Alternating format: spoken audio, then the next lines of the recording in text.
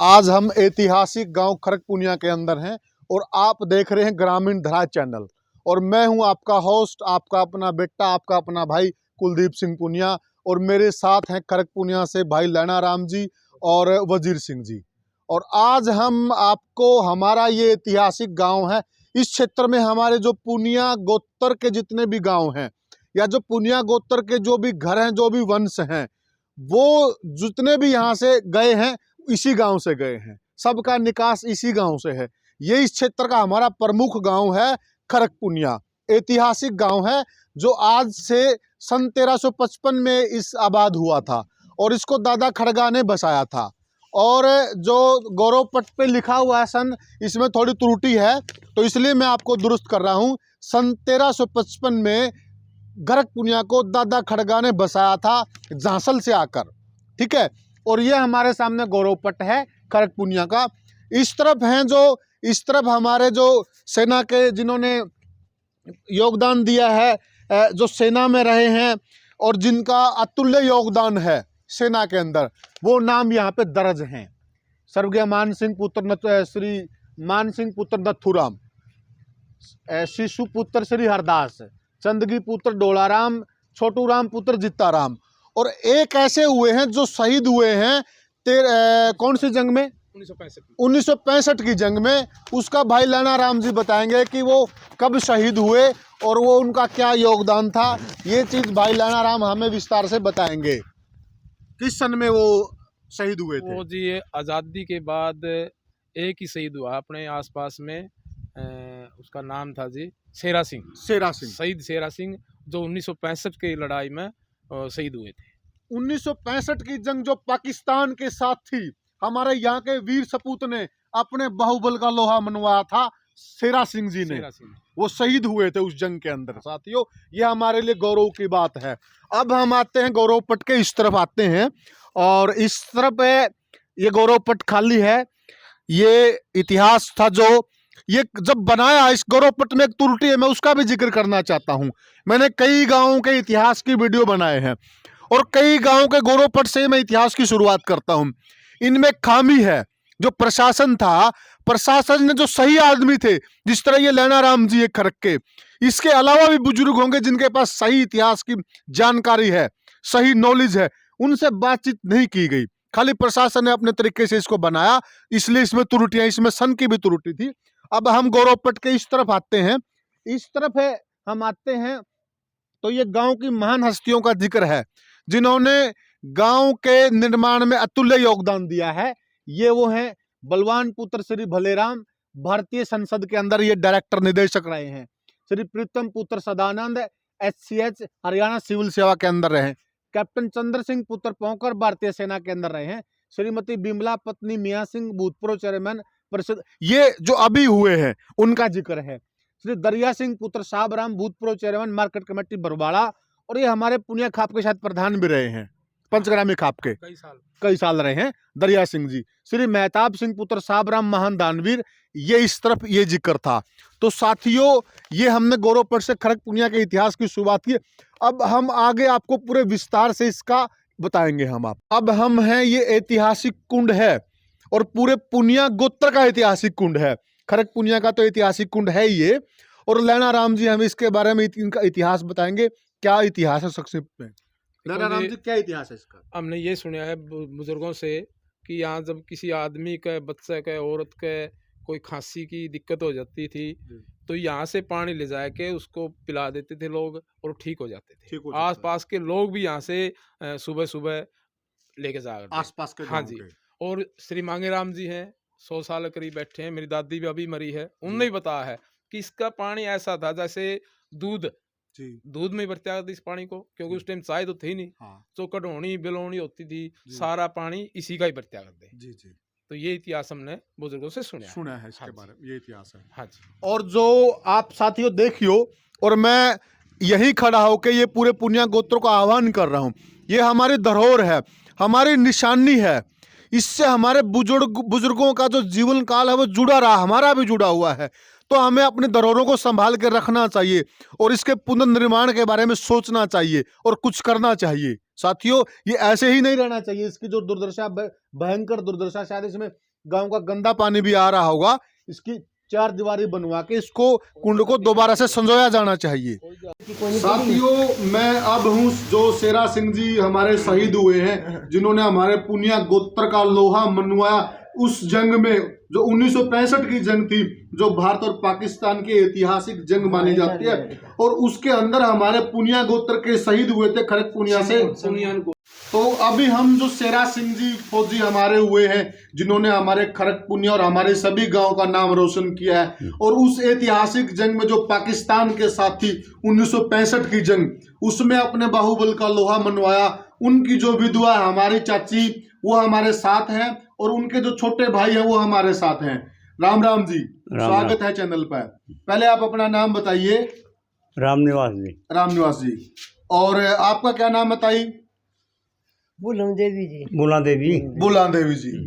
तो ये बताना, जब वो भर्ती हुए उससे पहले उनका जो जीवन नेचर था या जो बाल्यकाल था वो किस प्रकार का था, और वो कौन से सन में भर्ती हुए? उनका भर्ती होने से पहले इतना बढ़िया था खेल कूद के लिए, और खूब बड़ी रुचि थी। सब यहाँ पर उसको वो कराया करते, शाबाशी दिया करते। सन 62 में भर्ती हुए। सन 62 में? हाँ, और उसके बाद वो सन 65 में पाकिस्तान भारत वाली लड़ाई में शहीद हुए जी। तो वो 1965 की जंग में शहीद हुए। हाँ जी जी। तो उसके बाद सरकार से आपको कोई ऐसी विशेष सुविधाएं मिली जो कि आजकल मिलती हैं? बीच में कोई सुविधा नहीं मिली जी। ये बात साथियों, मैं इस वीडियो के माध्यम से ये भी एक विडंबना कहिए आप या दुखती हुई न कहिए कि आज जो शहीदों को सम्मान मिलता है वो उस दौर में नहीं मिलता था, नहीं तो सुविधाएं नहीं मिलती थी। तो सरकार को थोड़ा इस तरफ भी सोचना चाहिए। वो जो उस जंगे में शहीद हुए थे, उन्होंने वो जो झेला है उस वक्त, क्योंकि मेरे ससुर जी भी उस टाइम आर्मी में थे, और वो बताते हैं कि हम कई दिन तक भूखे रह के भी लड़ाई लड़ी है। तो ये सही बात है कि सरकार को इस तरफ ध्यान होना चाहिए। तो ये एक इतिहास आपका रहा, जो शेरे सिंह थे हमारे, उन्होंने अपना लोहा मनवा बाहुबल का। अब हम हैं दादा खेड़ा के मंदिर में। तो दादा खेड़ा एक वो मंदिर होता है जो पूरा गांव यहाँ से आबाद हुआ है। तो दादा खेड़ा की पूजा चांदना इतवार को करते हैं, सारा गांव करता है, 36 बरादरी के लोग करते हैं। और ये दादा खेड़ा का एक मंदिर है। जैसा कि भाई लैना राम ने आपको विस्तार से बता ही दिया, ये हमारा दादा खेड़ा है, और दादा खेड़ा ये हमारा सभी गांव का दादा खेड़ा है। और इसको दादा खेड़ा क्यों बोला जाता है?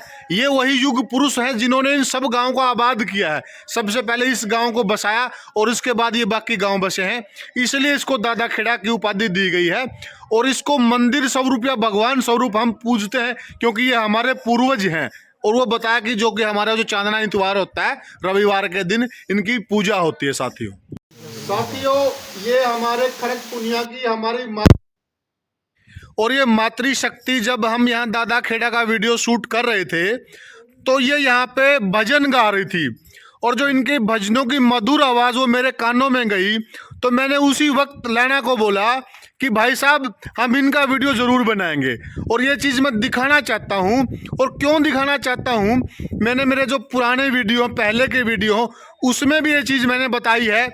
ये हमारी संस्कृति है, हमारे हरियाणा की संस्कृति है, ये रिवाज है हमारा, ये पीढ़ियों से ये चीज़ चली आ रही है। और जो आजकल की हमारी बहुएं हैं वो इसको विलुप्त कर रही हैं। उनको सीखना चाहिए। हमारी जो ये चाची दादी माएँ बैठी हैं, इनसे सीखना चाहिए। ये हमारी संस्कृति है। आप जो आजकल घरों में सुनते हो, टेलीविज़न में देखते हो, या आप जो आपके घर पे जो भी डैक है, टेप है, जो भी बजाते हो, उसमें आप क्या कर रहे हो? आप पंजाबी सुन रहे हो, सुनिए, मैं पंजाबी के खिलाफ नहीं हूँ। आप इंग्लिश गाने सुन रहे हो, वो भी सुनिए, लेकिन हमारी जो संस्कृति है, हमारे जो गीत हैं, हमारे जो वो इस महीने में औरतें, मुझे याद है बचपन में जब मैं छोटा था, इस वक्त गिद्दा डालती थी लड़कियां और वो गीत गाती थी। तो वो कहाँ गए? वो कहाँ गुम हो गए? वो हमने गुम कर दिए। ये हमारे जो बुजुर्ग औरतें, ये तो अभी भी उनको जिंदा रखे हुए हैं, जिसका प्रमाण ये सामने बैठा है, ये अभी भी गा रही थी साथियों। तो तो ये हमारी संस्कृति है।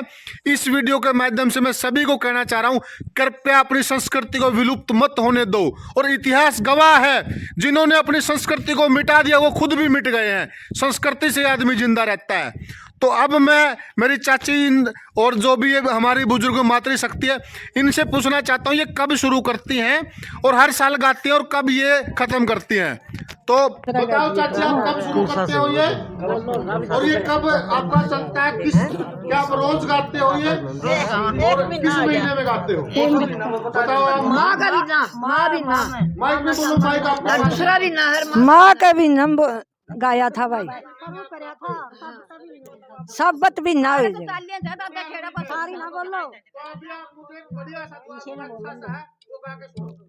हाथ पकड़ के बैठी कर लिए कया मान ले मेरा आए हर नंदी तेरा बाप बोलिए चावल बेली मान ले मेरा आए हर नंदी तेरा बाप बरूंगा तेरा सनवाई तेरा पकड़ के बेटी कर लिए कया मान ले मेरा हर नंदी तेरा बात बरूंगा तेरा सनवाई तेरा सास मेरी तो यूं उठ बोलिए मोजान ले आया रे देवर मेरा तो यूं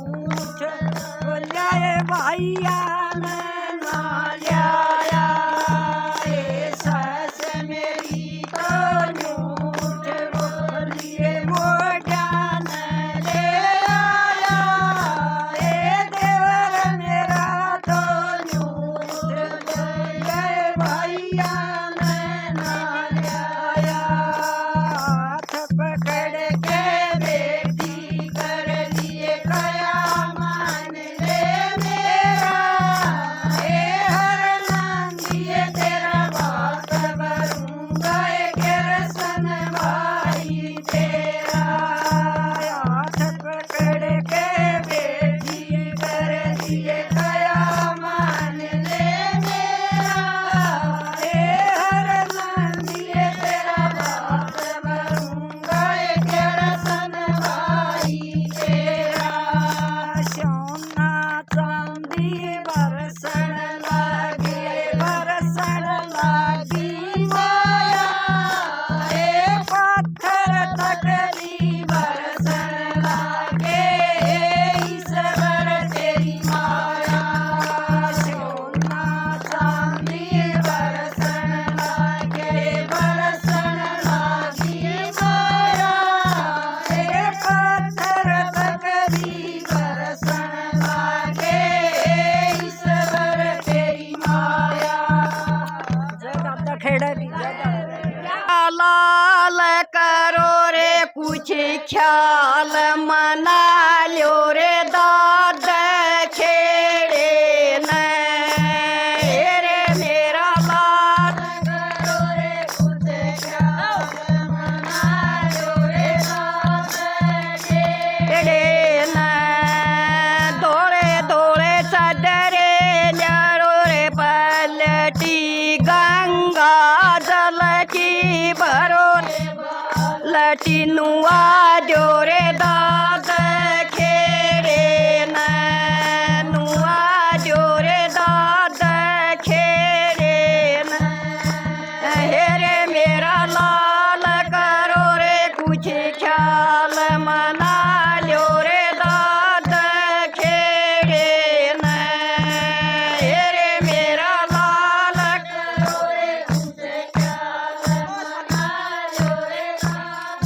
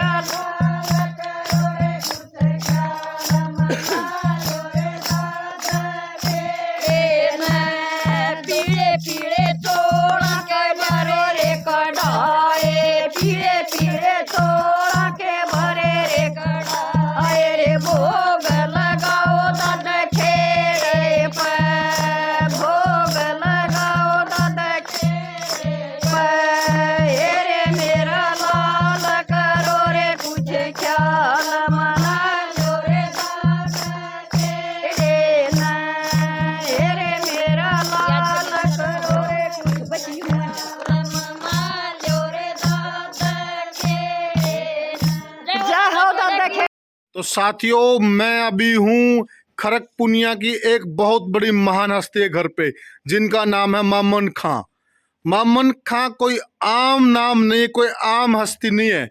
ये वो हस्ती हैं, वो ग्रामीण धरोहर हैं ये, जिन्होंने गांव का नाम पूरी देश दुनिया के अंदर रोशन किया। ये राष्ट्रपति अवार्डी हैं, जो कि आप देख रहे हैं। ये हमारे उस दौर के आर नारायणन राष्ट्रपति थे सन 2000 में, और ये इनको सम्मानित करते हुए, प्रशंसा पत्र देते हुए, ये सामने आप जो फोटो देख रहे हैं, ये यहाँ पे इधर हमारे मामन खां जी हैं। और मामन खां जी को उस जमाने के हमारे राष्ट्रपति के आर नारायणन सम्मानित करते हुए। तो साथियों, सन 2000 के अंदर दिल्ली दरबार के अंदर मामन खां को सम्मानित किया गया था। और ये कोई छोटी बात नहीं है, उस जमाने की बहुत बड़ी बात थी। और आज हम मामन खां से उन्हीं की जुबानी सुनेंगे कि वो किस क्षेत्र में उनको सम्मानित किया गया और उनके अंदर क्या खासियत थी, और वो क्यों देहात के कवि कहलाते हैं। ताऊ राम राम। राम राम। स्वागत है आपका हमारे चैनल पे। और हम आपसे जानना चाहते हैं कि जो ये हमने फोटो दिखाई है, ये किस दौर की है और उस वक्त ये उपलब्धि आपको कैसे क्यों दी गई थी। ये जी, मैं सारंगी वादक हूँ जी। और पहले से बचपन से ये काम मैंने दादा परदादा ने लगा दिया था। हाँ, पिताजी ने दादा दिया ने इस काम पे। और दादाजी का क्या नाम था? पीर मौज। कौन से राज्य, कौन सी रियासत में सारंगी बजाई थी? उन 2 पीढ़ी मारी महाराज जींद कर रही थी जी। दादा परदादा। जी। और ये काम हमारा 7वीं पीढ़ी से चल रहा है। मुंशी राम भी सारंगी बजाते थे? हाँ, मैं भी सारंगी और दादा पीर मौज? हाँ सर जी, उनके बाप दादा सारंगी वादक थे। ठीक है। आप हम पानीपत घराने से। पोता भी है आपका? हाँ, पोता भी बजा रहा है। तो बेटे ने क्यों नहीं सीखी? बेटा भी सारंगी बजाता है, सीख रहा है। अच्छा। हाँ, उसका बाहर जाने का, उनकी माँ कई साल बीमार रही, उनको बाहर नहीं जाने दिया। कितने देश में सारंगी बजाई आपने? मैंने करीब अपना भारत तो हर एक जगह जा रहा हूँ मैं, क्यों मैं कल्चर फेयर के साथ जुड़ाया था। ठीक है। हाँ, बाद में फिर मैंने सर्वस भी कल्चर फेयर में मिली। बाहर के देश में कितने देश में गए? भारत में तो करीब सारे प्रांत कंकरे देख रखे। बाहर गया हूँ मैं, लीबिया, सीरिया, कुवैत, घाना, बुर्किना फासो, टूनस, मोरक्को, मिस्र, दुबई, नेपाल। क्या बात। ईब कितने साल के हो गए आप? अब मैं 77 साल में लगा। कितने साल के सारंगी बजाओ थे? मैं तो वो छोटा सा लगा दिया था, 10-12 साल का। हाँ, 10 साल तक नीचे था। 8-9 स्कूल में नहीं गया। अनपढ़ हो? बिल्कुल अनपढ़ हूँ। अच्छा। मैंने तो बाहर जाते 12 कड़ी खाते। मामन खां जी, आपकी माँ का क्या नाम था? मेरी माँ का नाम प्यारी था। प्यारी था। ठीक है। तो मामन खां जी, आपके जो पूर्वज थे जी, वो जींद राज घराने में, जींद राज दरबार में, हाँ जी, उस टाइम के कलाकार थे, जिनको हम राज कलाकार कह सकते हैं। हाँ। और पानीपत घराने से क्या संबंध है आपका? अब पानीपत घराने से सारंगी हमें वहीं से हासिल हुई, वहीं से सीखी दादा परदादा ने। पानीपत घराने से? जी हाँ जी। और वो इतने अच्छे काबिल थे, अब महाराज भी उनकी मानते थे। जी। दादा ने इतना काम, महाराज ने भी कोशिश करी है। घर का तो काम याद था दादाजी के, पीर मौज के। और पहले रास्ते बहुत हुआ करती, जिस रास्ते में जहाँ कोई अच्छा गाना बजाने वाला होया, वो ही बुलाया। दादाजी ने काम सीखा। 24 साल दादाजी पीर मौज ने काम महाराज की तरफ से भी सीखा था। जी। बड़े उस कोटि के कलाकार। कौन से राजा थे जींद में उस टाइम? उसमें मैं नाम नहीं, मैं बच्चा ही था। दादा पीर मौज देखे आपके? हाँ, राजा रणबीर सिंह के पिताजी थे उस वक्त। हाँ, वो कौन से थे? हाँ। मेरे नाम याद। वो मैं आपको इतिहास की वो बता दूंगा मैं, वीडियो आगे की वीडियो में। हाँ। कौन से उस टाइम पे जो गद्दीशीन कौन थे? हाँ, और उनके कहने से महाराज ने गांवों के नाम भी रागों पर रखे हैं। जी जैसे श्री राग राग है, श्री राग खेला है, हाँ भैरव राग है, भैरव राग खेला है, हाँ और गुणकली राग है, गुणकली गांव का नाम है, जी और जयजवंती राग है, जयजवंती गांव का राग नाम है, बिल्कुल है। और सिंधी राग है, सिंधवी खेड़ा उनका ये उनकी बता पर नाम रखे थे महाराज ने। और क्या नाम, ललित राग है, ललित खेड़ा है, और जी देखो याद आते रहेंगे कुछ दिमाग की भी है। उम्र ज्यादा हो और क्या नाम है ये, पीलो खेड़ा राम, पीलो राग होता है उसका नाम पे पीलो खेड़ा। और क्या नाम, गुणकली, गुणकली राग होता है। वो काफ़ी रागों के नाम पर भी महाराज ने गांवों के नाम रखे उनके कहने से। तो साथियों, अपने आप में बहुत बड़ी बात है, उनके राज दरबार में इतनी पकड़ थी, राज घराने में इतनी अच्छी उनकी इज्जत थी कि उनके कहने से राजाओं ने गांव के नाम रखे, जो कि अभी ये मामन खां जी बता रहे थे। अपने आप में बहुत बड़ी बात है ये। इसके अलावा कोई और इतिहास की बात है मामन और खां जी? इतिहास की बात तो जी मेरा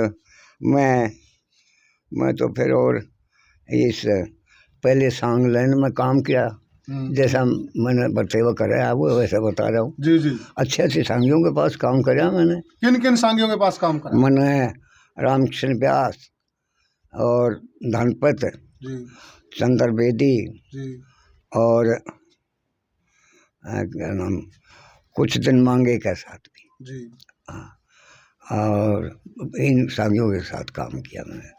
फिर मैं इस हरियाणा कल्चर के लिए मैंने चंडीगढ़ बुलाने लगे। जी। वो जो सरकार छटनी करे था अच्छे कलाकारों की, उस छटनी में आ गया मैं। देवी शंकर प्रभाकर साहब थे यहाँ DPRO जींद में। पहले पहले शर्त रखी थी अब जो ये अपना हरियाणा कल्चर डांस प्रतियोगिता चली थी उसमें 10,000 का इनाम रखा था सरकार ने। तो देवी शंकर प्रभाकर साहब थे, हमारा ग्रुप तैयार करके ले गया था, और देवी शंकर उस वक्त हमारे ये DPRO थे जींद थे, तो मैं प्राइवेट तौर पर मैं भी बुला रखा था। तो वो ग्रुप हमारा 10,000 रुपये इनाम का जीत के लाया था उस वक्त पहली प्रतियोगिता में। और जिस पासे फिर मन चंडीगढ़ बुलाने लगे, मैं सांग में भी काम करता रहा, वहाँ भी जाता रहा। अचला थी OSD ये कल्चर अफेयर में, पब्लिक रिलेशन में, वो मेरे को बुलाने लगी। सब खुश रहे हो गए मेरे से, मेरा काम उनको पसंद आया, तो मैंने बुलाने लगे, बुलाते रहे। एक बार चांस में ऐसा मिला, आका वो अपने पक्का लगाते हैं, कुरैशी साहब थे उस वक्त डायरेक्टर हमारे चंडीगढ़। तो मैं उस वक्त मैंने वो तनख्वाह थोड़ी लगी, मैं नौकरी से जवाब दे गया था। अच्छा, फिर मैं बुलाते रहे मैं, मेरा काम बहुत पसंद आया, तो फिर मैं 86 में कॉन्टैक्ट पर लग गया, क्योंकि और काम बाहर के देहात के बंद हो गए। मैंने सोचे भाई तेरा बहुत अच्छा चांस खो दिया, अब भी पाँव फंसा ले। मैंने से कहने भी लगे कि आप आ जाओ, मैं लग गया। फिर कुछ दिन हम कच्चे चले, फिर हम भजन लाल जी ने आदेश दिए थे कि जो कच्चा जिसने 5 साल हाजिरी में लग तैयारी पक्की उसको पक्का कर दो। उस बेस में हम 31/3/93 में पक्का बेस में आ गए। 10-1 साल की मेरी सर्विस हुई पक्की। और फिर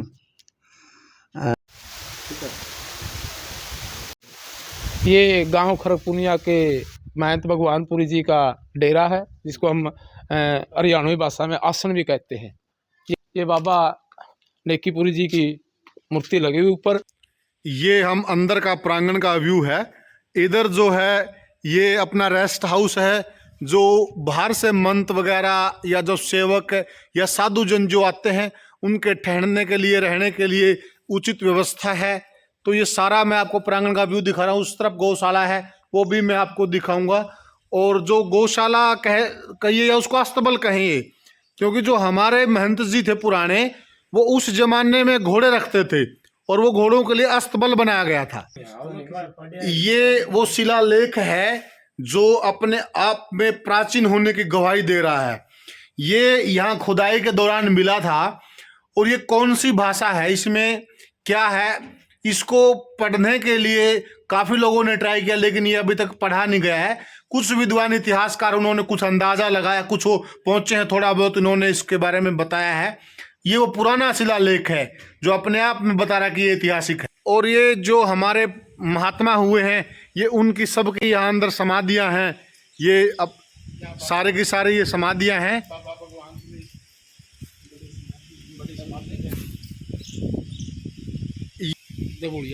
बाबा दबोड़ अबुद राजा, हाँ, या बाबा हुए जो सिद्ध पुरुष हुए हैं। हाँ, बोलिया तो बोलिया जो, बाबा। हाँ। और बाबा भगवानपुरी तो गांव खरपुनिया से बताते हैं 100 साल पहले थे। ये जो डेरा है जी, जिस जगह डेरा बनाया है, ये बड़े बुजुर्गों ने बताया कि जिस डेरे की सहयोग से ये गांव बसा है। कुछ क्योंकि आवारा टाइप के लोग पहले भी थे जी, और आवारा टाइप के लोग आज भी हैं। क्योंकि जो बड़ा बूढ़ा आया तो इसी के बगल में आया था जी। सबसे पहले। तो शरारती लोग थे आसपास के गांव में जो भी थे जी। तो उन आके वो बाबा बूढ़ा तंग किया जी।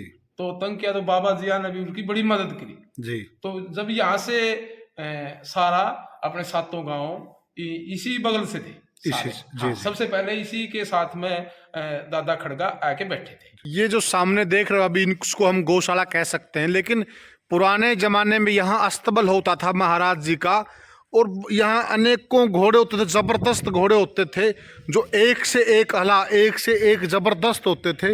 ये उस जमाने में महाराज जी बहुत ही अच्छे घोड़े रखते थे और उनके लिए यहाँ अस्तबल होता था।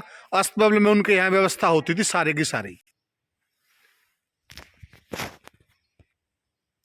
ये है महाराज पवनपुरी जी जो फिलहाल गद्दीशीन है, डेरा संचालक हैं। ये भी गांव का पुराना ऐतिहासिक तालाब है। ये जो आप देख रहे हो खंडर के रूप में है, इसको बारादरी बोलते थे। ये बारादरी होती थी तो जो गांव की औरतें हैं वो यहाँ से पानी पीने के लिए, और ये आप जो देख रहे हो बीच के अंदर तो बंटेवाड़ा जोड़ बोलते हैं इसको, और यहाँ पे बारादरी स्थापित होती थी। ये जो सीढ़ियाँ हैं अभी भी आप देखोगे जो उस जमाने की पुरानी ईंटें हैं, ये जैसे ईंटें पड़ी, ये खंडर हो गया है। आप ईंट भी देखोगे तो इतनी सॉलिड ईंट है, जबरदस्त, बहुत पक्की सॉलिड ईंटें हैं जो आज के ज़माने में भी बिल्कुल यूं की यूं है। कितने सालों से है ये। तो ये पुरानी बारादरी होती थी यहाँ पे, और ये सीढ़ियाँ हैं। और यहाँ मतलब इस तालाब से उस जमाने में तो पीने का पानी भी तालाबों से ही लिया जाता था। तो इस हाँ, पानी पीने का भी इधर से ही चलता था सारा का। और ये सीढ़ियाँ हैं। और बुजुर्गों का ऐसा कहना है, ऐसा बताना है, लैना राम भाई हमें ये बता रहे हैं कि इसके अंदर पुराने समय की कांच की सीढ़ियाँ हैं जो कि खुदाई की गई थी, लेकिन किसी कारणवश से वो जगह की निशानदेही सही नहीं रही, क्या रहा वो निकली नहीं। लेकिन बुजुर्गों का कहना है कि इसके अंदर कांच की सीढ़ियाँ थी, मौजूद थी। उस जमाने में बुजुर्गों ने देखी और हम बुजुर्गों से सुनते आ रहे हैं। साथियों, ये ऐतिहासिक शिवालय कहिए आप, शिव मंदिर है। और ये मैं आपको जिक्र कर दूं कि जो पुनिया गोत्र है वो शिव गोत्र कहलाता है। जहाँ पर पुनिया का गांव होगा, अगर उनको अपने इतिहास की नॉलेज हो तो वहाँ आपको शिव मंदिर अवश्य मिलेगा। और ये उसका एक नमूना है। और मैं इसको दिखाता हूँ, ये बड़ी जीर्णोद्धार अवस्था में है। इसके बारे में सोचना चाहिए हमें और इसके का उत्थान करना चाहिए साथियों। ये ऐसा नहीं होना चाहिए, क्योंकि हम एक तरफ तो शिव गोत्र कहलाते हैं और दूसरी तरफ हमारे जो विरासत हैं उनकी ये हालात हैं। सबसे दुखद मुझे ये लगती है, ये देखो ऐतिहासिक पुराना शिव मंदिर है, प्राचीन शिव मंदिर, और उसके आगे हमने कूड़े का ढेर लगा रखा है। बड़ी निंदनीय बात है, बहुत ही निंदनीय बात है। और एक तरफ तो हम इस तरह के कार्य करते हैं, दूसरी तरफ हम चाहते हैं कि हमें अच्छा पुण्य मिलेगा, अच्छा फल मिलेगा। कतई नहीं मिलेगा। ये कम से कम नहीं होना चाहिए। अगर हमारी धरोहरों के सामने हम इस तरह से गंदगी फैलाएंगे, इस तरह से गोबर कूड़ा करकट डालेंगे, तो ये अपने आप में बहुत ही शर्मनाक बात है और इसका उत्थान हमें करना चाहिए। अभी मैं आपको, ये इसका द्वार है, मुख्य द्वार है, और मैं आपको अब अंदर का व्यू आपको दिखाता हूँ। और आप देखिए उस जमाने का, मतलब अंदर से आप इसकी देखोगे कलाकृति या वास्तु देखोगे आप, जो उस जमाने की एक अद्भुत वास्तु, जबरदस्त वास्तुकला का नमूना है ये साथियों। और देखिए आप इसमें किस तरह से 3 द्वार हैं, बीच वाला द्वार थोड़ा बड़ा है। आप इसके वास्तुकला देखिए आप, बहुत ही जबरदस्त है अपने आप में, बहुत ही गजब।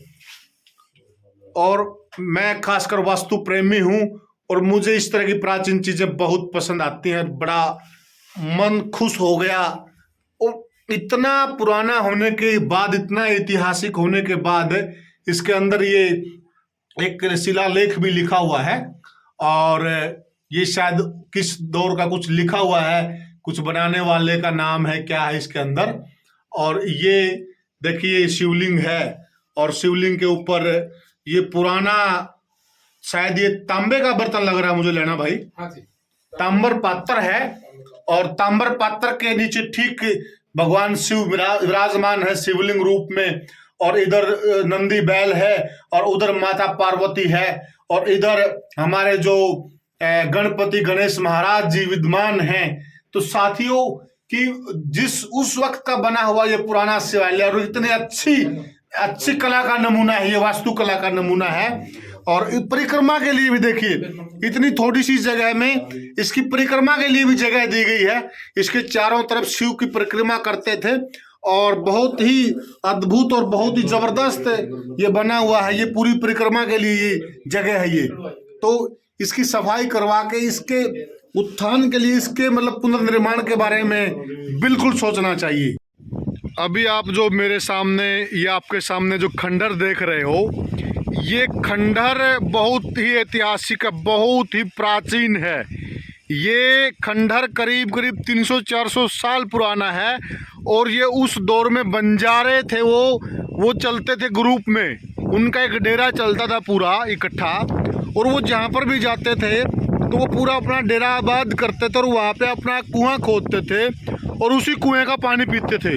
अब वो वहाँ कितने दिन का पड़ाव डालते थे, 6 महीने का, साल का, 2 साल का, जितने दिन भी वो पड़ाव डालते थे उस पड़ाव में कुआं खोद के अपना, और तब वो पानी पीते थे। तो ये उस जमाने का, उस दौर में बंजारों का बना हुआ कुआं है, जो कि ये इधर सामने आप देख रहे हो आसन है और आसन के ठीक ये इधर है, मैंने आपको दिखाया था कि ऐतिहासिक तालाब है। और इस तालाब में काफ़ी कुएं थे इस प्रकार के, जो कि अब वो तालाब के अंदर लुप्त हो गए हैं और ये खंडर बचा हुआ है जो हम आपको दिखा रहे हैं। तो यहाँ पर वो आए हैं लंबे समय तक और उस वक्त उन्होंने यहाँ पे पड़ाव डाला है और पड़ाव के दौरान उन्होंने यहाँ कुएं का निर्माण किया था। ये जो आप देख रहे हो ये साक्ष्य है, ये जो खंडर ईंटें हैं ये उस कुएं की हैं। 2-4 कुएं होते उस साइड में जी।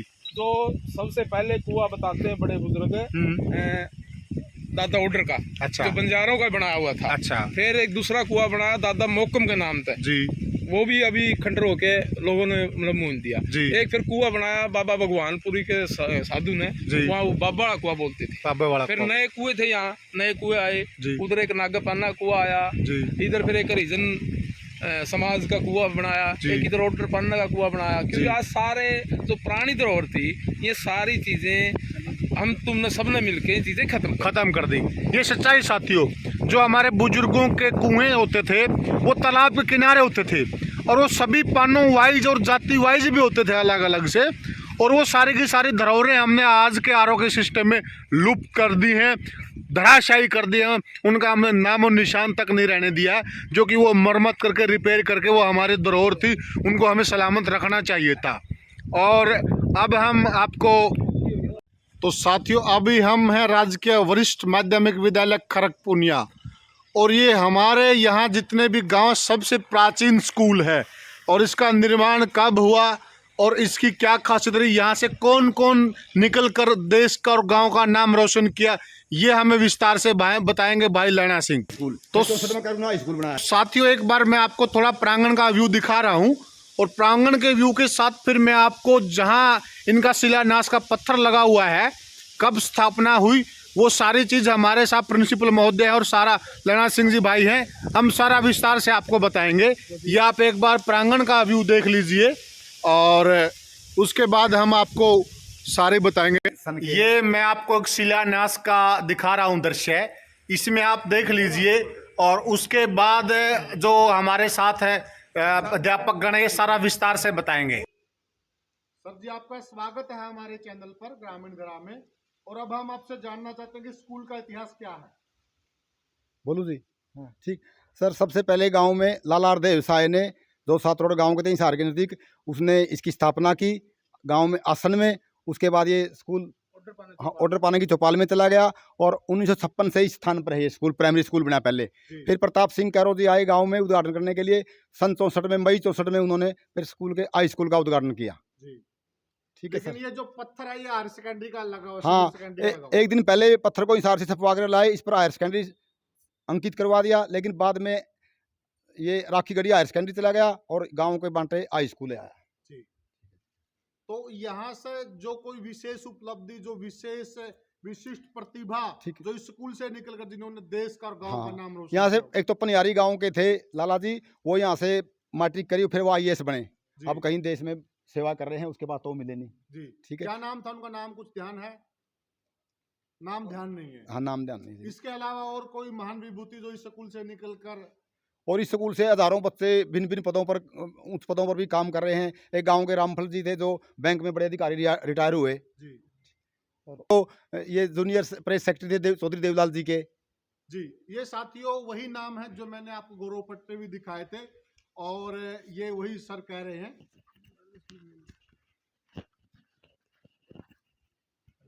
तो स्कूल के बारे में मास्टर जी ने बताया कि 1956 में, तो उस टाइम में यहाँ के सरपंच खरपुनिया के दादा साहब राम थे।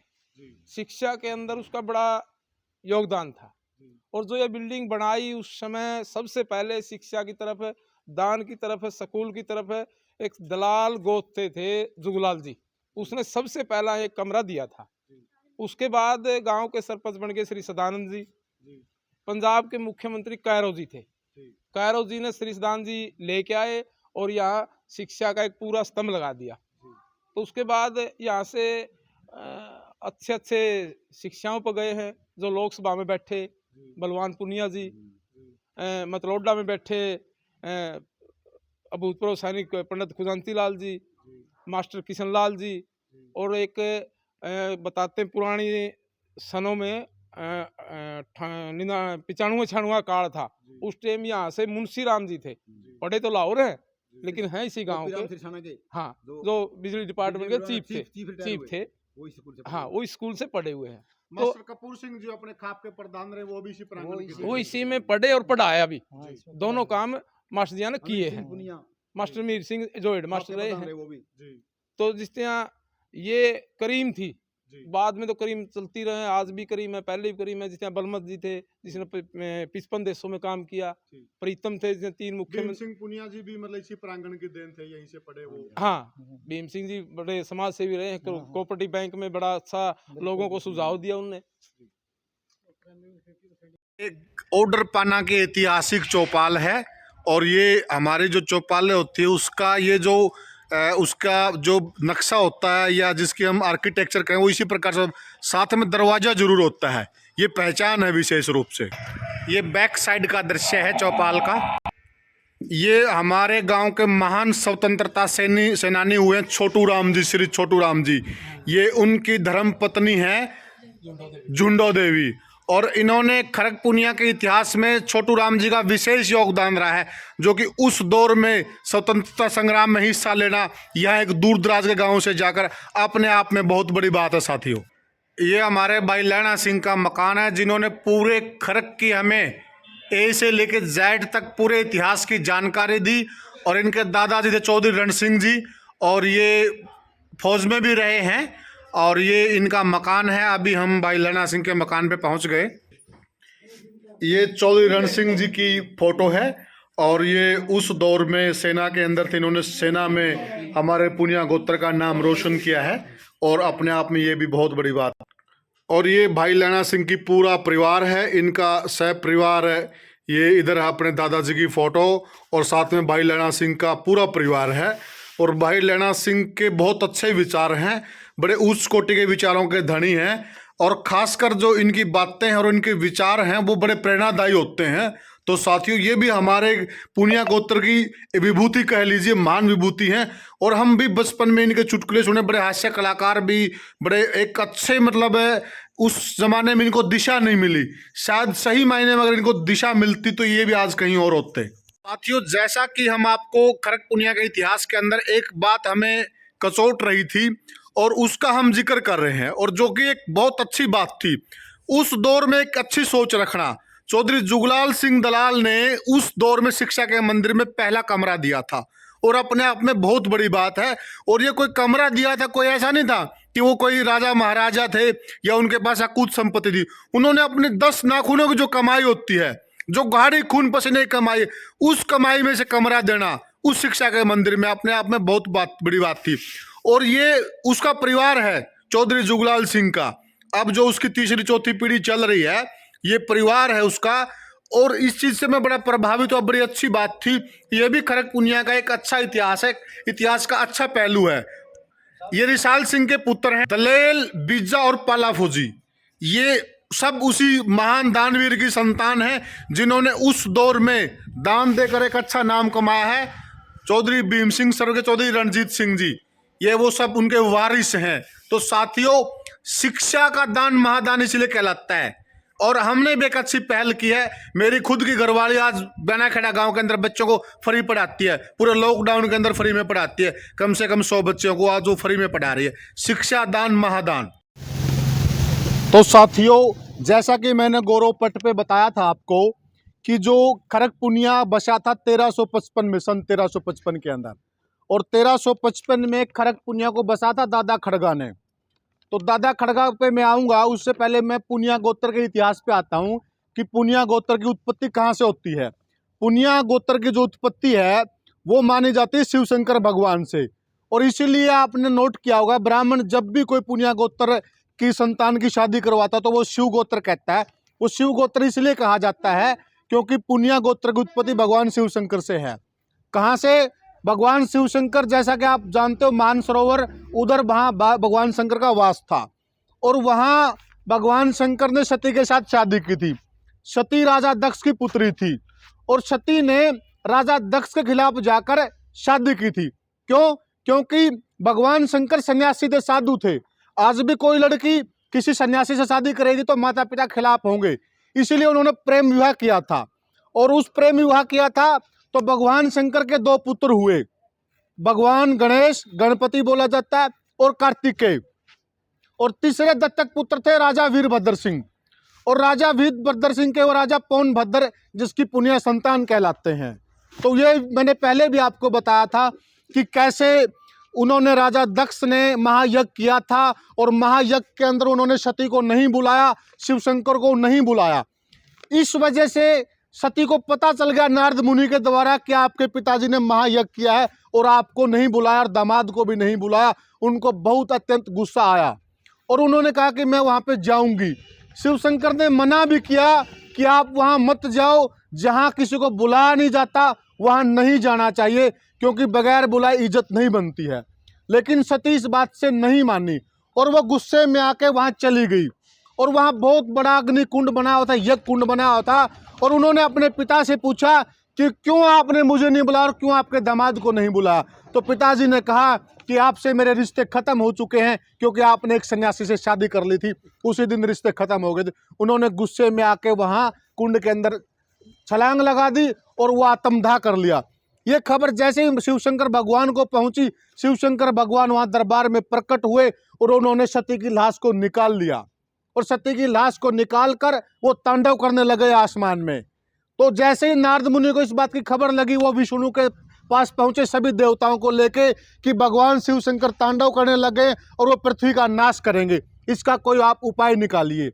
इसका उपाय निकालने के लिए भगवान विष्णु ने कहा कि इसका क्या उपाय निकाल सकते हैं। अब वो बहुत गुस्से में है, कोई भी उनका गुस्सा शांत नहीं कर सकता।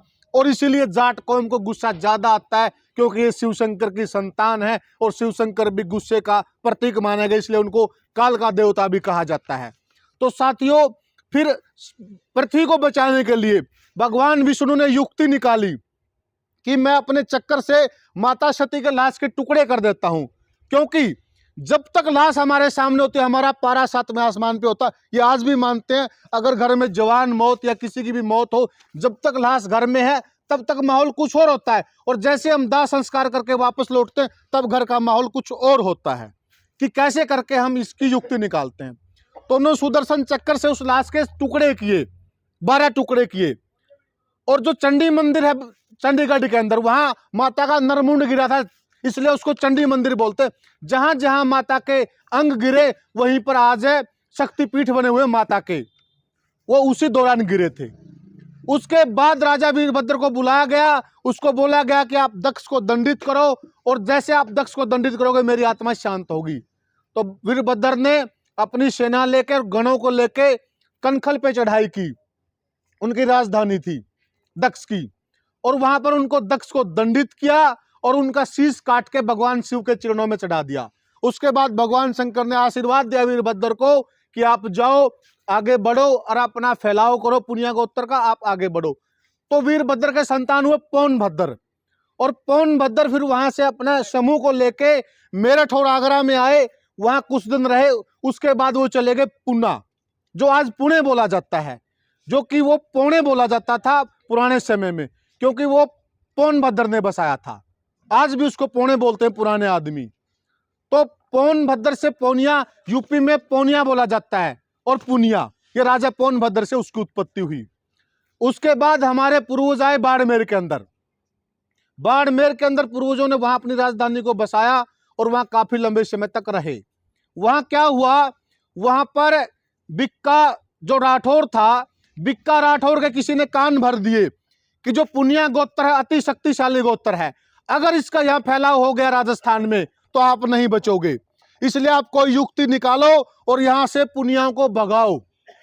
तो बिक्का राठौर ने वहां हमारे दादा बाड़ पे चढ़ाई कर दी, और उस लड़ाई के अंदर बहुत भयंकर युद्ध हुआ, दादा बाड़ पराजित नहीं हुए। उसके बाद गोदारा जट्टों ने बिक्का जो राठौर था राजपूत, उसका साथ दिया, और वहां गोदारा वंश भी काफी बड़ी संख्या के अंदर था। उसके बाद बड़ा भयंकर युद्ध हुआ, और उस वक्त भी दादा बाड़ा ने हार नहीं मानी। उसके बाद दादा बाड़ा ने यह वचन दिया वहां कि जो हमारे ऊपर अटैक किया है हम उसके वंशज को गद्दी पे नहीं बैठने देंगे। और वहां जो उनके वंशज थे उसके बिक्का राठौर के, उनको मौत के घाट उतारा और अपनी राज्य का बदला लिया। उसके बाद दादा बाड़ ने कहा कि हम यहाँ से आगे हरियाणा की तरफ और झांसल की तरफ आएंगे। उसके बाद पुनिया गोत्र आता है झांसल की तरफ, और झांसल में काफी लंबे समय तक वहां हम वास करते हैं। और झांसल से वहां पर हमारा जो दादा खड़गा थे वो झांसल से खड़ग पुनिया के अंदर आते हैं, और उसके बाद खड़ग पुनिया की स्थापना होती है सन 1355 के अंदर। तो उसके बाद का इतिहास हम जानना चाहेंगे। हमारे साथ बैठे हैं खड़ग पुनिया के काफी, कि खड़ग पुनिया में जो विशेष मंदिर थे, पूजा स्थल थे, काफी चीजें मैंने आपको दिखाई हैं। और वो कई तो ऐसी चीजें थी, मैं बाद में जिक्र करूंगा उनका, जो अभी जो जीर्णोद्धार की अवस्था के अंदर है। तो अभी मैं भाई लाना को बोलूंगा थोड़ा वो बीच में आए। तो भाई लाना जो खड़ग गांव है ये ऐतिहासिक गांव है, और हमने दिखाया भी है, और अभी हम पूरे गांव का भ्रमण करके आए हैं। जो खड़ग गांव की ऐतिहासिक चीजें थी, जो ऐतिहासिक धरोहर थी, वो खंडर अवस्था में है। तो ये ऐसा नहीं होना चाहिए, उस विषय पे हम आएंगे। उससे पहले मैं आपसे पूछना चाहता हूं कि जो दादा खड़गा थे, दादा खड़गा ने यहाँ स्थापना की, तो उसके बाद पुनिया गोत्र कैसे आगे बढ़ा? देखो, दादा खड़गा जब यहाँ बड़े बुजुर्गों से सुना है, या तो झोपड़ी थी, आज बड़े बड़े महल हैं। तो दादा खड़गा का इतना, मतलब कुछ ऐसे लोग थे दादा खड़गा को यहाँ रहने में खुश नहीं थे। उसका छोटा संयुक्त परिवार था। आसपास के जो शरारती तत्व थे दादा खड़गा को मतलब परेशान करने लगे। तो दादा खड़गा ने 4 भाई और थे उसके, जैसे कर्ण वाला भाई था, लाडू वाला भाई था, सातरोड वाला भाई था। उन भाइयों का उसने सहयोग लिया। नज़दीक में उससे 300 साल पहले बुरा भाई भी आया था, जो भदौड़ में बैठा, पहले सरेड़े बैठा था, फिर भदौड़ में बैठा, वो भाई बुलाया, उसका भी सहयोग लेके शरारती तत्व मतलब उसने मार भगाए। फिर उसके बाद इतना विस्तार हुआ उसका, 7-8 पुत्र यहाँ भी थे उसके। फिर उसकी जो पुत्रों के भाई थे, जिससे यहाँ भोजा था, उसने अपना ब्याणा खेड़ा बसा लिया। यहाँ एक बिल्लम पाना है, उस परिवार में से नाम की मेरे ध्यान नहीं, उसने ज्ञानपुरा बसा लिया। कुछ परिवार यहाँ से रतिराम नंबरदार जी ने बसाया था। हाँ, जो यहाँ से देखो, मैं नाम का नहीं पता जी, नहीं। हाँ, जो कुछ परिवार से चल के लोग मतलोडा चले गए, कुछ उदयपुर चले गए, तो इस तरह तो दादा खड़गा के ये 7 गांव हो गए। और कोई लोग कहते हैं कि भाई फलाना गांव बड़ा है, फलाना गांव बड़ा है, लेकिन मैं तो खड़गपुनिया से बड़ा गांव मानता नहीं। सीसा से लेकर दनौदा तक इतनी बड़ी जमीन, इतना बड़ा एरिया है, इतना बड़ा एरिया, इतनी बड़ी जमीन है। हाँ, दादा खड़गा की। और हम शिव गोत्र भी कहलाते हैं। हाँ, कहलाते नहीं हैं शिव गोत्र। हाँ, हम सकते शान हैं। से कहते हैं हम शिव गोत्र हाँ, हैं। सकते हैं। और अभी हम गांव का दौरा करके आए हैं।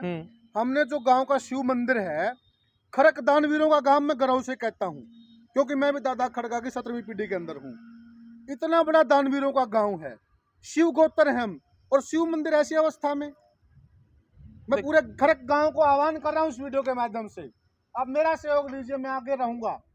शिव मंदिर ऐसी हालत में नहीं होना चाहिए, हमारे लिए शर्म की बात है। उसके बारे में सोचना चाहिए, पूरे पुनिया गोत्र को सोचना चाहिए। उसके बारे में बताइए मुझे आप। देखो, जैसे ताऊ बलबीर जी बैठे, इनने भी अपने बूढ़ों से सुना हुआ, सबसे पुराना मंदिर यहाँ एक बणनी ने बनवाया था।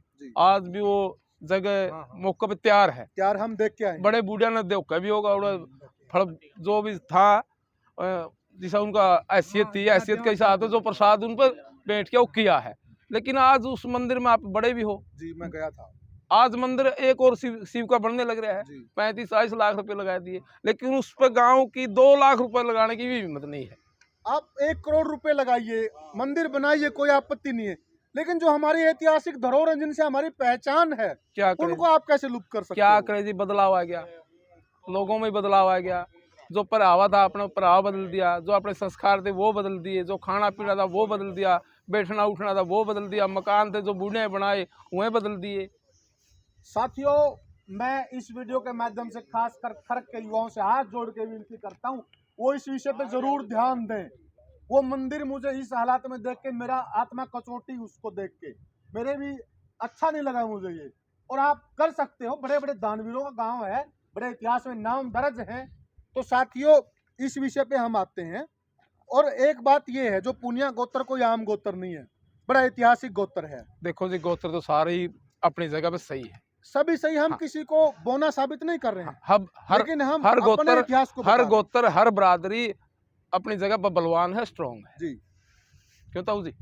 ऐसा है लेना भाई साहब, हाँ, हम किसी गोत्र को बोना साबित करने की कोशिश नहीं कर रहे, करेंगे भी नहीं। बिल्कुल ऐसा नहीं होना चाहिए। हर गोत्र का अपना इतिहास है, हर गोत्र अपने आप में गौरवशाली है। हम अपने गोत्र का इतिहास बता रहे हैं, जो हमारा फैक्ट है, हाँ, सच्चाई है, वो हमें बताने का अधिकार हम बताएंगे। डंके की चोट पे बताएंगे। ठीक बात। अब बात है जो हमारी उसकी मंदिर की, और उसके अलावा कई हमने वहाँ ऐतिहासिक चीज, तालाब के किनारे थी, वहाँ देखा। शिक्षा का मंदिर पे हम आते हैं। आप और हम जो बैठे हैं, जो आज मैं भी बोल रहा हूँ, मैं भी स्कूल के प्रांगण से पढ़ा हूँ, खड़क पुनिया के स्कूल में पढ़ा हूँ, इसी प्रांगण की देन है। और जितने भाई बैठे हैं, इस प्रांगण में अनेक बड़े बड़े, जिन्होंने शिक्षा के क्षेत्र में, अन्य क्षेत्रों में, सेना में बड़ा गांव का नाम रोशन किया है, मास्टर जी, बड़ा नाम रोशन किया। उसी विश्वविद्यालय की या उसी खेत की पौध है सभी के सभी, उसकी भी दीवार गिरी हुई है। देखो जी, ये तो सिस्टम तो है, पुरानी चीजों के नाम लेते ही कुछ खुजली करने लग जाए लोग आज। जैसे ताऊ बलबीर सिंह जी जिंदा है आज, तो अगर इसके बारे में आप नो कमा नहीं, ताऊ बलबीर सिंह बड़े अच्छे आदमी है, तो भी मेरा उसके नहीं, आपका नहीं, मेरा खुजली होगी। जिस तरह पुराने जमाने की बात बताती हूँ, दानीवीर तो पुराने भी थे। यहाँ पर एक बुद्धा सेठ था, जिसने पूरी रियासत के नंबरदार छुटवाए थे जी। इतना बड़ा दानीवीर था। आज भी उसकी बिल्डिंग थी, उसकी सारी गिर गई, उसका परिवार बाहर चला गया। लेकिन हालात जो पहले हालात थे उससे कई गुना, रियासत में शायद वो उनका मुकदमा था, वो वहाँ पे बुद्धा खान, एक शिवनाथ जी थे, एक दातूराम जी थे जी, जो बड़े सामाजिक काम करे जी। तो इन चीज़ों की आज आप एक तुलना करें, थोड़ा लोग पिछड़ आ उस आदमी ने, यार बैक करना दो, क्योंकि उस टाइम मेरे दादा के खाने में दाने कौन थे, आज मेरे खाने में दाने हो रहे हैं, मैं टीटी पा के दिया हूँ। लेकिन उसके नाम से चिढ़ नहीं होनी चाहिए जो आज के युवाओं ने। जिस टाइम आज तो चलो 2000 साधन, तो 5000 साधन तो होंगे खड़गपुनिया में, बिल्कुल होंगे। और उस टाइम 2 साधन नहीं थे गांव में। खड़गपुनिया तो बस आया नहीं करती, सरेड़े उतरे आते लोग। जी। 80 तहसील हार दी, पहरे जाते, कच्चा रास्ता डाटे में को। आज खरगपुनिया में जीटी रोड है, हाईवे है, हेलीकॉप्टर उतरे हैं, गलगला ट्रैक्टर है, मोटरसाइकिल है, गाड़ी है। तो मैं तो एक यही प्रार्थना करता हूँ सबसे, भाई जो जलन है जो एक दूसरे ने देख के, ये प्यार को बढ़ाओ। और भी जो खड़गपुनिया के यहाँ साथी मौजूद हैं, बैठे हैं, अगर कोई ऐसी ऐतिहासिक बात है जो आपके जहन में आपने सुनी है पूर्वजों से और वो आप इस वीडियो के माध्यम से शेयर करना चाहते हैं, आप मुझे बता सकते हैं, हम उसको वीडियो में ज़रूर लेंगे। आप सभी सुन रहे हैं, क्योंकि हम इतिहास दिखा रहे हैं और इतिहास का कोई पहलू बचा नहीं रहना चाहिए, वो आना चाहिए, खासकर युवा पीढ़ी, ताकि उनको पता चले कि हमारा इतिहास क्या है। बड़ा गौरवशाली इतिहास है और हमें गौरवशाली ही रखना चाहिए। ये भी मेरी वो है। कोई ऐसी ऐतिहासिक कोई बात है, कुछ कहना चाहे, उसके बाद मैं आता हूँ थोड़ा इतिहास पे कि जो लेख बता रहे हैं, सुख संपत राय जी भंडारी लेखक हैं, इतिहासकार हैं, उन्होंने लिखा है जो पुनियागढ़ होता था पहले, राजगढ़ को पुनियागढ़ बोलते थे, बाद में ठाकुरों ने उसका नाम बदलकर शार्दुल रख दिया। आज भी राजगढ़ के आसपास काफी सारे गांव हैं जो पुनिया गोत्र के हैं, 100 से अधिक गांव उधर हैं, पुनिया गोत्र के हैं। जांसल चाल मरोदा आई, मर घोड़ी पछतावा नहीं, ये कहावत है। हमारे बुजुर्ग कहते थे कि जांसल से चाल मरोदा आई और बाद में वो घोड़ी मर गई थी, लेकिन पछतावा नहीं। एक जमाने में झांसल से लेकर मरोदा तक पुनिया की स्वतंत्र रियासत होती थी। लेख बताते हैं, इतिहासकार बताते हैं ये चीज, मैं नहीं कह रहा हूँ, इतिहास के फैक्ट बता रहा हूँ मैं। और उत्तर प्रदेश के अंदर हमारे काफी गांव हैं, महमूरपुर है, किवाड़ गांव है मुरादाबाद के अंदर, सिलोनी है, सहमपुर है, बिलारा है, फत्तापुर है, नेक टिमकिया है, रघुनाथपुर है, टिकरी है, अटोला है, मड़ौना है बुलंदशहर के अंदर, बचतोला है, अलीगढ़ में सिरमौर है, नगुला है, खड़क नाम से एक गांव और है यूपी के अंदर, खड़क नाम से, जठोई है, करौल है, उदय है, सिरसा है, सिहलपुर है और 10 गांव शासनी के पास है। अनेक गांव हैं इस गोत्र के, बड़ा विशाल गोत्र है साथियों। तो हमारा जो इतिहास है बड़ा गौरवशाली है और इस पे हमें कभी आंच नहीं आने देनी है। आज हम इस वीडियो के माध्यम से आपको दिखा रहे थे हमारे खड़गपुनिया का ऐतिहासिक इतिहास। साथियों, कोई बात हमसे छूट गई हो उसको हम पार्ट 2 में ले लेंगे, हमें कमेंट में शेयर करके जरूर बताना, क्योंकि हमें कोशिश करिए कि पूरा का पूरा इतिहास इसके अंदर आए। आपको ये हमारा प्रयास कैसा लगा हमें कमेंट बॉक्स में जरूर बताना। और जो मैंने जीर्णोद्धार अवस्था में जो चीजें हैं, खंडर अवस्था में हैं, उन पर थोड़ा गौर कीजिएगा, अच्छा नहीं लगता। हमारा इतिहास है, हमारी ऐतिहासिक धरोहरें हैं, वो होनी चाहिए, शांत की अवस्था में होनी चाहिए। और हमारे लिए कोई मुश्किल नहीं है, बहुत बड़ी आबादी है हमारे क्षेत्र के अंदर, उन पे कुछ सोचना चाहिए, उनका पुनरुत्थान करना चाहिए। साथियों, आपको ये हमारा प्रयास कैसा लगा हमें कमेंट बॉक्स में जरूर बताएं। और यह आपका अपना चैनल है ग्रामीण धरा, चैनल को सब्सक्राइब करें, वीडियो को लाइक करें। जय पुनिया।